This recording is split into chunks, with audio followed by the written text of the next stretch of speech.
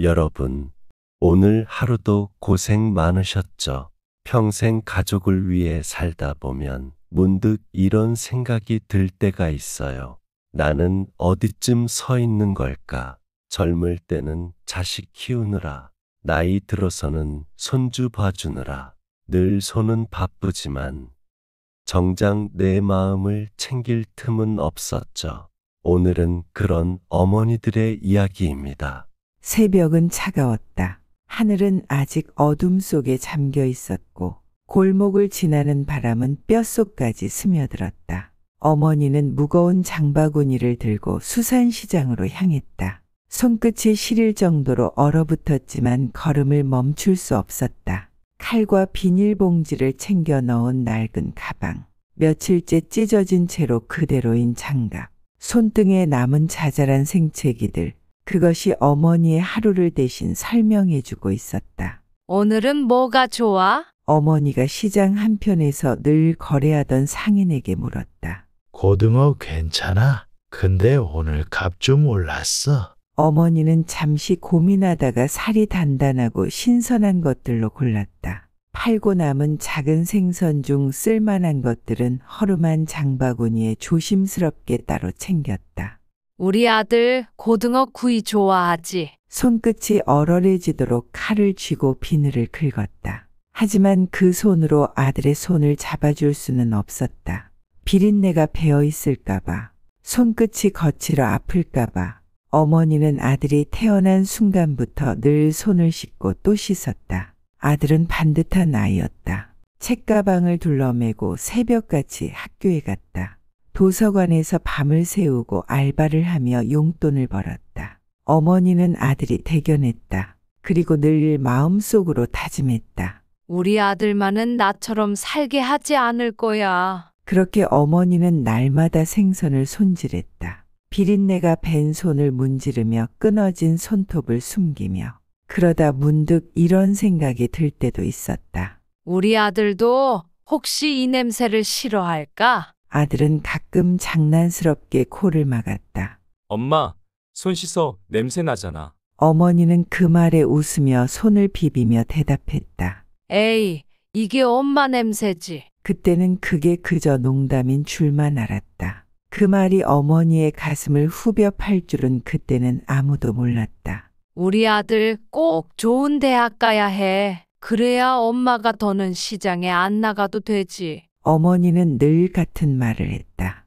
아들이 피곤한 얼굴로 교과서를 들여다볼 때도, 시험이 끝나고 지친 목소리로 전화를 걸어올 때도 그 말은 다짐이었고 기도였고 하루를 버틸 수 있는 유일한 희망이었다. 어머니는 아들의 학비를 벌기 위해 더 많은 생선을 손질했다. 이제는 손끝이 갈라지는 것쯤은 신경도 쓰지 않았다. 가끔 얼음 위에서 미끄러져 팔이 시퍼렇게 멍들어도 그냥 웃으며 지나갔다. 엄마, 이러다 못 망가져. 아들이 걱정스럽게 말할 때면 어머니는 늘 같은 대답을 했다. 괜찮다. 니만 잘 되면 엄마는 아무렇지도 않다. 아들은 몰랐다. 어머니가 고된 하루를 마치고 집에 돌아와 온몸을 쑤시는 다리를 주무르며 숨죽여 오는 밤이 얼마나 많았는지, 그리고 마침내 그 희생의 결실이 맺어졌다. 아들이 명문대 법학과에 합격했다. 어머니는 편지를 몇 번이고 다시 읽었다. 합격을 축하합니다. 손으로 종이를 쓸어내리며 그녀는 조용히 눈물을 훔쳤다. 그날 밤 어머니는 막걸리를 한 잔 따랐다. 한 모금 넘기는 순간 목이 메어 더는 마실 수 없었다. 우리 아들 이제 성공한 거다. 그렇게 믿었다. 대학생이 된 아들은 더욱 바빠졌다. 수업과 인턴십, 사법시험 준비까지 집에 오는 날이 점점 줄어들었다. 어머니는 아들이 없는 저녁에도 습관처럼 밥상을 차렸다. 혹시라도 그가 돌아올까봐. 하지만 찬밥은 늘 혼자 먹었다. 어머니는 그저 멀리서 아들을 응원했다. 그가 변호사가 되어 좋은 길을 걸을 수 있도록. 그리고 마침내 아들은 사법시험에 합격했다. 어머니는 또 한 번 서류를 읽었다. 축하합니다. 변호사 시험 최종 합격. 이제는 정말로 아들이 날아오를 차례였다.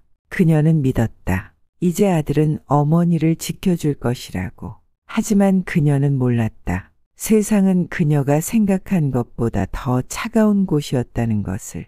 어머니는 꿈을 꾸는 것 같았다. 생선 비린내를 몸에 묻히며 살아온 세월, 그 고된 나날을 지나 이제 아들이 변호사가 되었다. 그리고 이제 아들이 사랑하는 사람을 만나 결혼까지 하게 되었다. 어머니는 기뻤다. 정말 기뻤다. 며느리가 어떤 사람이든 아들이 행복하면 그것만으로 충분했다. 이제 우리 아들이 진짜 가정을 이루는구나. 그녀는 손수 장을 봐서 생선찌개를 끓이고 반찬을 만들었다. 며느리에게 처음으로 해주는 밥상이었다. 하지만 그 밥상은 아무도 손대지 않은 채 차가워졌다. 식사 자리에서 며느리는 처음엔 조용했다. 그러다 어머니가 수줍게 말했다. 이거 내가 직접 만든 거야. 우리 아들 좋아하는 반찬도 있고 니도 한번 먹어봐라. 그 말에 며느리가 숟가락을 들여다가 순간 멈칫했다.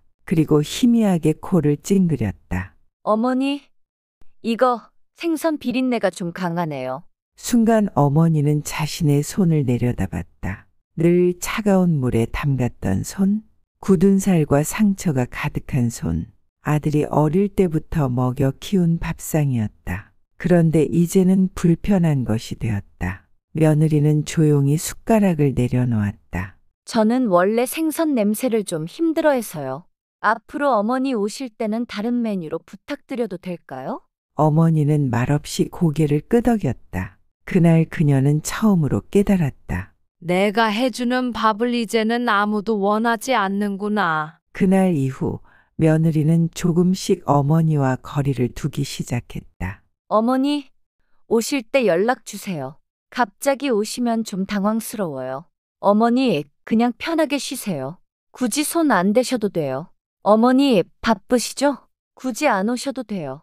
점점 그녀를 향한 문턱이 높아져 갔다. 그리고 사돈네는 처음부터 어머니를 받아들일 생각조차 없었다. 결혼 후 얼마 지나지 않아 사돈댁에서 가족 모임이 있었다. 어머니는 어떻게든 좋은 인상을 남기고 싶었다. 새 옷을 사고 몇 번이고 손을 씻었다. 그러나 사돈네의 반응은 차가웠다. 식사 중 안사돈이 웃으며 말했다. 사돈 어른은 아직도 시장에서 일하세요? 그 말에 어머니는 순간 움츠러들었다.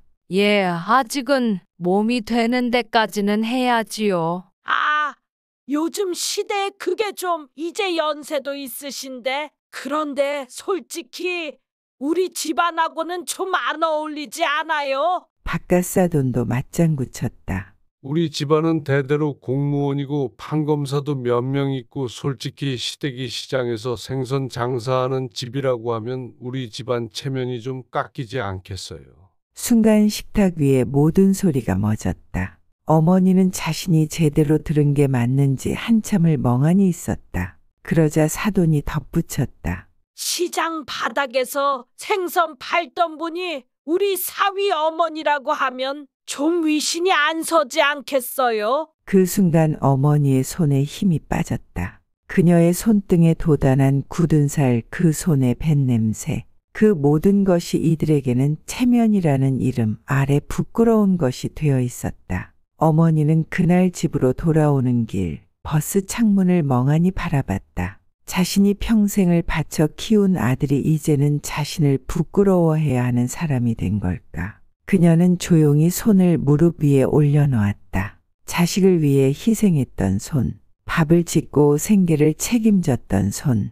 그녀는 젓가락을 내려놓고 조용히 자리에서 일어났다. 죄송합니다. 몸이 좀 안 좋아서 먼저 일어나겠습니다. 아들은 당황하며 따라 나오려 했지만 어머니는 손을 내저었다. 아들아, 니는 여기 있어라. 나는 괜찮다. 그렇게 말하고 돌아서는 길 눈앞이 흐릿했다. 그게 서러워서인지 아니면 정말 몸이 안 좋아서인지 이제는 더 이상 환영받지 못하는 손이 되었다. 그날 이후 어머니는 조심스러워졌다. 아들 집에 갈 때면 몇 번이고 손을 씻었다.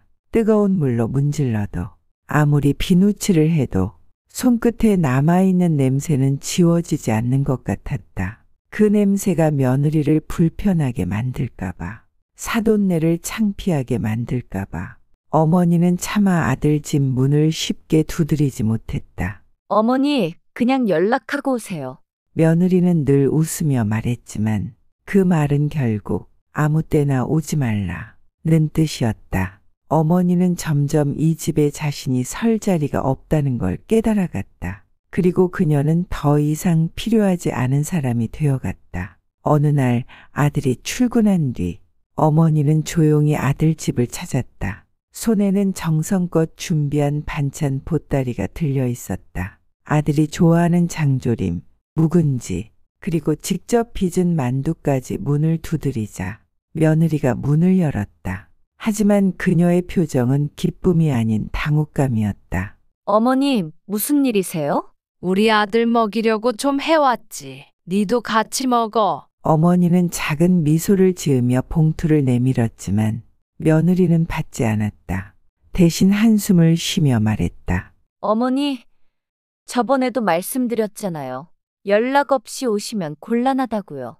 아, 미안하다. 그냥 우리 아들 뭐라도 챙겨주고 싶어서. 며느리는 그제야 봉투를 받으며 천천히 뒤로 물러섰다. 그러나 그 순간 그녀는 코를 찡그렸다. 어머니, 혹시 시장 갔다 오셨어요? 어머니는 순간 움찔했다. 며느리는 방 안으로 들어가며 중얼거리듯 말했다. 이러니까 집에 비린내가 배는 거예요. 그 말이 끝나는 순간 어머니는 자신이 서 있는 자리가 너무도 낯설고 차가워졌다. 그녀는 문턱을 넘지 못한 채 그곳에 서 있었다. 그 집에 들어가도 되는지 이 문을 다시 두드려도 되는지 순간 판단이 서지 않았다. 그리고 며느리는 더 이상 문 앞에서 기다리는 그녀를 신경 쓰지 않았다. 그저 그녀를 남겨둔 채 문을 닫아버렸다. 이제는 며느리가 대놓고 무시했다. 아들이 있을 때는 살갑게 웃었지만 아들이 출근한 뒤엔 차가운 얼굴로 말을 던졌다. 어머니, 빨래 좀 개주세요. 제가 바빠서요. 어머니는 묵묵히 빨래를 겠다. 하얀 셔츠를 펼쳐서 가지런히 접으려던 순간 며느리가 한숨을 쉬며 다시 가져갔다. 이렇게 개면 구겨지는데 어머니는 이런 거 잘 모르시죠? 어머니는 멈칫했다. 그녀는 수십 년 동안 아들의 옷을 정성껏 개며 살아왔다. 하지만 이제는 그 손길마저 쓸모없는 것이 되어버렸다. 어느 날은 며느리가 작은 봉투를 내밀었다. 어머니, 이거 좀 써보세요. 손냄새 제거하는 전용 비누예요. 그녀는 순간 멍해졌다. 그러고는 천천히 자신의 손을 내려다보았다. 굳은 살이 박이고 자잘한 상처가 남아있는 손. 이 손이 이제는 냄새 난다며 비누까지 건네받는 손이 되었다. 어머니는 그 비누를 들고 한참을 서 있었다. 차마 거절할 수 없었다. 그저 묵묵히 받아들였다. 하지만 그녀는 알았다. 이 손은 아무리 씻어도 더는 환영받지 못할 손이 되었다는 걸. 며느리는 점점 더 어머니를 집안일을 도와주는 사람처럼 대했다. 어머니, 아기 봐주실 수 있어요? 저 잠깐 나갔다 와야 해서. 어머니는 기쁜 마음으로 손을 내밀었다. 작고 소중한 아이, 자신이 낳은 아들과 똑같이 사랑스러운 손주. 그런데 며느리는 아이를 안아주려는 그녀의 손을 쓱 피하며 말했다. 어머니, 손 씻으셨죠? 그 말에 어머니는 굳어버렸다. 손을 잡으려고 내민 순간 그 손이 피해야 할 손이 되어버렸다. 아들은 이제 그녀를 안아주지 않는다. 며느리는 이제 그녀의 손을 잡지 않는다. 손주는 이제 그녀가 만져도 되는 사람이 아니다. 그제야 어머니는 더 이상 자신이 가족이 아니게 되었음을 온몸으로 깨달았다. 그날 밤 어머니는 조용히 손을 내려다보았다. 이 손으로 아들을 키웠다. 이 손으로 찬바람을 막았다. 이 손으로 수없이 아들을 안았다. 하지만 이제 이 손은 더는 누군가에게 닿아서는 안 되는 손이 되어버렸다. 그녀는 그 손을 꼭 쥐고 한참을 그렇게 앉아 있었다. 그리고 그날 이후 아들 집에 가는 횟수를 조금씩 줄이기 시작했다. 아들은 어머니가 점점 집에 오지 않는다는 걸 깨닫지 못했다. 늘 바쁘게 살았고 며느리는 아무렇지 않게 말했다. 어머니도 이제 연세 드셔서 힘드시대. 쉬시라고 했어. 그 말만 듣고 아들은 안심했다. 어머니가 집에서 편히 쉬고 계실 거라고 별일 없을 거라고 그렇게 믿었다. 하지만 그날 모든 것이 깨졌다. 그날은 예정된 회식이 갑자기 취소되었다. 생각보다 이른 시간에 퇴근한 아들은 조용히 문을 열었다. 그 순간 집안에서 들려온 목소리에 그의 걸음이 멈췄다. 어머니, 진짜 눈치 없으세요? 어머니, 그 순간 아들은 순간적으로 자신이 잘못 들었나 싶었다. 그러나 곧 이어지는 말이 그의 가슴을 서늘하게 만들었다. 아, 진짜 왜 이렇게 집안일을 못하세요? 설거지를 했으면 깨끗해야지. 이게 뭐예요? 며느리의 목소리였다. 그리고 어머니의 작은 목소리가 들렸다. 미안하다. 다시 할게. 그 작은 한마디의 아들은 손끝이 싸늘해지는 걸 느꼈다. 어머니가 사과하고 있었다. 어머니가 며느리에게 사과하고 있었다. 그는 천천히 거실로 걸어갔다. 그리고 그가 본 장면은 그가 한 번도 상상해보지 못한 광경이었다. 어머니는 허리를 숙이고 설거지를 하고 있었다. 젖은 앞치마 구부정한 어깨, 며느리는 소파에 앉아 팔짱을 낀 채 그녀를 내려다보고 있었다. 그 표정엔 원망과 짜증만이 가득했다. 그때 며느리가 다시 입을 열었다. 아, 냄새. 어머니, 진짜 손 씻으셨죠? 이러니까 집에 비린내가 배는 거예요. 그 말과 동시에 아들의 가슴이 무너져 내렸다. 그는 한 걸음 앞으로 나아갔다. 그리고 차갑게 말했다. 뭐라고? 단 한마디였다. 하지만 그 목소리만으로도 거실 공기가 얼어붙었다. 며느리는 화들짝 놀라며 뒤를 돌아봤다. 그리고 그 순간 그녀의 얼굴에서 완전히 다른 표정이 스쳐갔다. 들켰다. 여보, 웬일이야? 일찍 왔네? 며느리는 당황하며 급히 미소를 지었다. 하지만 이미 모든 게 들켜버렸다. 아들은 며느리의 손을 밀어내고 조용히 어머니 앞에 섰다. 어머니의 손을 보았다. 물에 젖어 쪼글쪼글해진 손. 거칠고 상처가 가득한 손.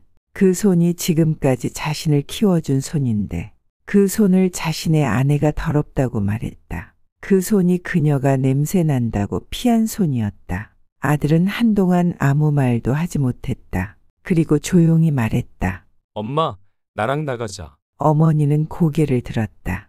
그녀의 얼굴에는 서러움과 놀라움과 그리고 아주 작은 희망이 스쳐갔다. 그 순간 아들은 그 모든 걸 깨달았다. 자신이 모르는 사이 어머니가 얼마나 많은 눈물을 삼켰는지를. 그는 주머니에서 서류를 꺼냈다. 하얀 종이가 탁자 위로 떨어졌다. 그리고 너, 그가 말했다. 우리 가정의 엄마를 모욕하는 사람은 필요 없어. 그 말과 함께 거짓된 관계는 무너져 내렸다. 탁자 위에 떨어진 서류를 본 순간 며느리의 얼굴이 창백해졌다. 이혼. 그녀는 믿을 수 없다는 듯 서류를 쥐었다. 손이 떨리고 있었다.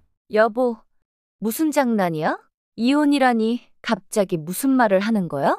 장난 아니야? 너는 우리 엄마를 무시했고 나는 그걸 용서할 생각 없어. 며느리는 억지로 웃으며 아들의 손을 붙잡았다. 하지만 아들은 단 한 번도 그녀를 쳐다보지 않았다. 그의 시선은 단 한 사람, 젖은 손을 내려다보며 아무 말도 하지 않는 어머니에게만 향해 있었다. 그제야 며느리는 자신이 더 이상 이 집에서 아내가 아니게 되었음을 깨달았다. 며느리는 황급히 친정에 전화를 걸었다. 얼마 지나지 않아 사돈네가 급히 집으로 들이닥쳤다. 그들의 얼굴에는 당혹감과 분노가 뒤섞여 있었다. 이게 대체 무슨 일이야? 갑자기 이혼이라니? 사돈 어른은 탁자 위에 서류를 집어들었다. 아들은 단호하게 말했다. 갑자기가 아닙니다. 며느리로서 최소한의 예의도 지키지 않았어요. 우리 엄마를 하녀 취급하고 냄새 난다고 무시했습니다. 그 순간 사돈의 표정이 차갑게 변했다.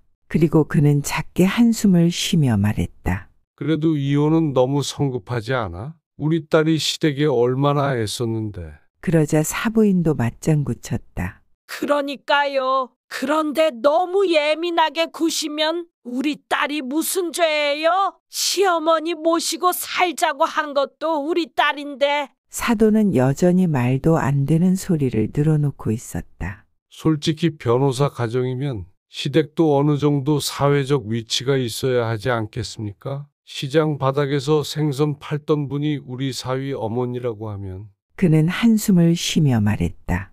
우리 체면이 좀 안 서지 않겠어요? 그 말에 아들은 천천히 고개를 들었다. 그의 눈빛이 차갑게 식어 있었다. 체면? 아들은 조용히 중얼거렸다. 그리고 천천히 입을 열었다. 짐작은 했지만 그렇게까지 생각했을 줄은 몰랐습니다. 이제 그런 사람들과 더 이상 가족인 척하지 않겠습니다. 단호한 목소리였다. 그제야 며느리는 울먹이며 매달렸다. 여보, 제발 내가 잘못했어. 앞으로 잘할게. 응? 어머니께도 사과할게. 그러면서 억지로 어머니의 손을 잡았다. 그런데 그녀의 손길에 어머니는 천천히 손을 빼냈다. 그리고 작은 목소리로 말했다. 됐다. 나는 이제 괜찮다. 그녀의 목소리는 담담했지만 그 안에는 수십 년의 세월이 스며 있었다. 이제 와서 내 손 잡지 마라. 그 말을 끝으로 어머니는 자리에서 일어났다. 아들은 어머니의 뒤를 따랐다. 이제는 그녀가 혼자 문턱을 넘어가지 않도록 아들은 어머니와 함께 조용히 걸었다. 문턱을 넘어서 더는 돌아보지 않을 곳을 떠나서 어머니는 아무 말이 없었다. 그저 밤하늘을 바라보며 긴 한숨을 내쉬었다. 엄마, 아들은 조용히 어머니를 불렀다. 어머니는 고개를 돌렸다. 그녀의 눈빛에는 지나온 세월의 무게가 가득 담겨 있었다. 엄마, 미안해. 아들은 마침내 말했다. 나 왜 이렇게 늦게 알았을까? 어머니는 잠시 아들을 바라보다가 작은 미소를 지으며 고개를 저었다. 됐다. 이제라도 알았으면 됐다. 그녀의 목소리는 세월처럼 깊고 따뜻했다. 그날 밤 어머니와 아들은 시장 근처의 작은 식당에 들렀다. 어머니가 늘 좋아하던 메뉴였다. 서빙된 생선구이를 바라보던 아들은 조용히 젓가락을 들었다. 어머니가 늘 해주던 음식. 하지만 그동안 당연하게만 여겼던 맛. 첫 입을 먹는 순간 아들은 눈물이 차오르는 걸 느꼈다. 엄마, 나 이거 너무 오랜만에 먹는다. 어머니는 미소 지으며 말했다. 많이 먹어라. 어릴 때처럼. 그 말 한마디에 아들은 눈시울이 뜨거워졌다. 어머니의 손길이, 어머니의 밥상이, 그 따뜻함이 그제야 마음 깊이 스며들었다. 며칠 후 아들은 어머니를 찾아갔다. 시장 한편 여전히 생선을 손질하는 그녀의 모습. 하지만 어딘가 한결 가벼워 보였다. 엄마, 그녀가 고개를 들었다. 이제 시장 그만 나와도 돼. 아들은 조용히 작은 집의 열쇠를 내밀었다. 엄마가 편하게 지낼 수 있는 집이야. 어머니는 잠시 열쇠를 바라보았다. 그리고 천천히 손을 뻗었다. 그 손을 바라보던 아들은 문득 어린 시절이 떠올랐다. 어머니가 내밀었던 손, 늘 거칠고 차가웠지만 세상에서 가장 따뜻했던 손. 그 손을 아들은 이제야 온전히 잡을 수 있었다. 엄마, 이제 내가 지켜줄게. 그 순간 어머니의 눈가에 조용히 눈물이 맺혔다. 그래, 우리 이제 따뜻하게 살자. 그리고 아들은 어머니의 손을 꼭 잡았다. 그 손은 여전히 거칠었지만 세상에서 가장 따뜻한 온기를 품고 있었다. 고생고생해서 키운 자식 잘 됐다 싶었는데 그 손을 잡아주는 사람이 없을 때, 그럴 때 어떻게 해야 할까요? 가끔 이런 생각이 들어요. 평생 가족만 바라보고 살아왔는데 이제 와서 나는 어디쯤 서 있는 걸까? 하지만 말입니다. 세상에서 가장 귀한 건 내 손을 따뜻하게 맞잡아주는 사람입니다. 밀어내는 사람을 붙잡지 말고 나를 소중히 여겨주는 곳으로 가야 합니다. 혹시 오늘도 마음이 허전하다면 가까운 친구에게 전화 한 통 걸어보는 건 어떨까요? 우리를 진짜 이해해주는 사람은 가족이 아니라 오래된 정을 나눈 사람일 수도 있으니까요.